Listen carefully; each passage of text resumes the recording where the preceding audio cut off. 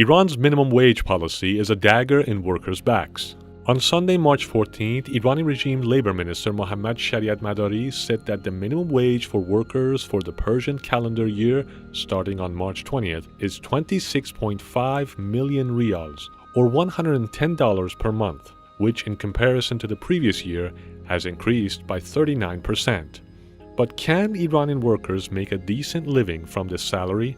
On April 20, 2020, Esmaeil Zarifi Azad, Secretary of Work Relations in the Labor Ministry, said, "In the past 40 years, workers' salaries have increased by a factor of 900, while the price of gasoline has increased 3,000-fold. Bread has become 3,000 times more expensive. Prices of vehicles have increased by a factor of 3,000, housing by 6,000, and coins by 10,000. The state-run Vatan-e Emroz newspaper acknowledged on March 15th that you can hardly find anything that hasn't seen a price hike by 100% in the past year. According to various sources, rampant inflation and skyrocketing prices have pushed the poverty line in Iran, meaning workers are at best earning barely a fourth of what they need to make ends meet. But how is the minimum wage set in Iran? According to Article 41 of Iran's labor law, the minimum salary of workers in different parts of the country and different industries must be adjusted based on the inflation rate declared by the central bank and must be enough to provide a family's needs. However, the regime cheats on its own law to put up a facade of conformance with the standards of the International Labor Organization. For instance, the United Nations determines families as having 4 members, but the regime has reduced the size of families to 2 to 3 members in order to reduce minimum wages. The labor law states that the minimum wage of workers must be determined by the Supreme Council of Labor. This council apparently has 3 sides: the representative of the government, employers, and workers. But in practice, this council serves the government's needs. On December 21, 2020, the state-run ILNA news agency wrote, "When there's talk of a tripartite salary committee at the Supreme Labor Council, employers and the government are on the same team. Unfortunately, the government and employers are present at all labor assemblies. The government always plays a very prominent role in labor assemblies and intervenes. Last year's negotiations showed that employers and the government don't care about the workers' representatives and their demands at the salary committees. When the government and employers back each other's opinions, the presence or absence of the representatives of workers will make no difference." What this proves is that the Labor Council is just a show. So who determines the minimum wage? Currently, a large part of Iran's economy is in the clutches of the regime's supreme leader Ali Khamenei and the Revolutionary Guard's IRGC. According to an article by the state-run daily Mustaqil in June 2020, the supreme leader oversees 9 economic institutions. In the past 30 years, these institutions have become rich in assets and liquidity. The wealth of economic institutions overseen by the leader's office collectively amount to $1 trillion.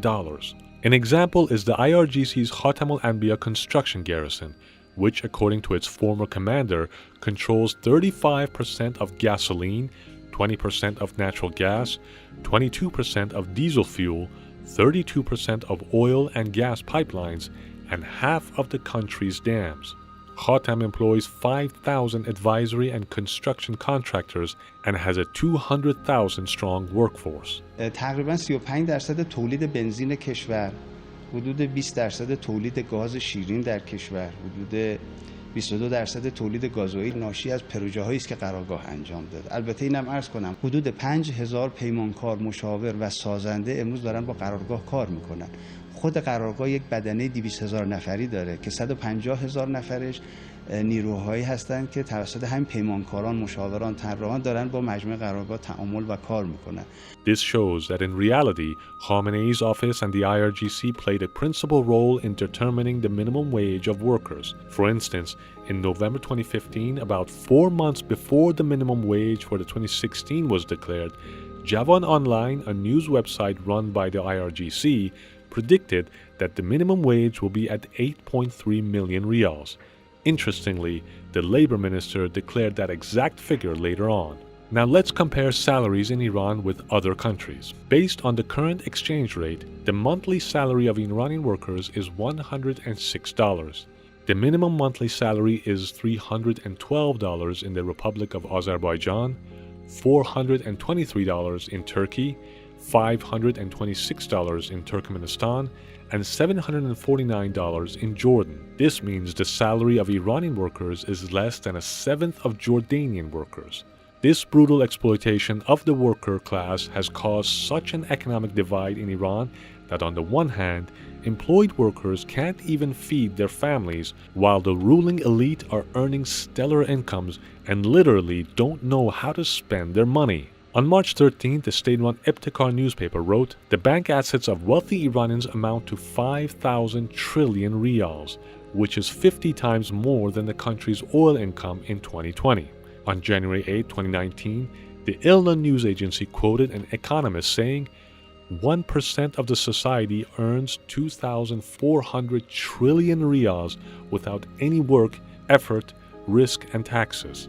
Naturally, this unfair distribution of wealth has caused a very deep economic divide. This is exactly why, according to Mustaqil newspaper, in Tehran there are 14,000 people making their living from collecting garbage, 4,600 of whom are children.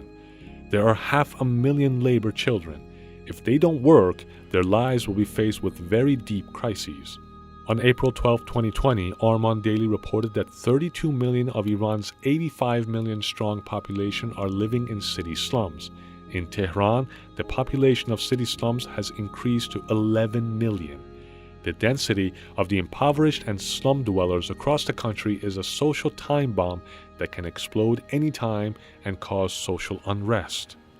What are the prospects for the Iranian society?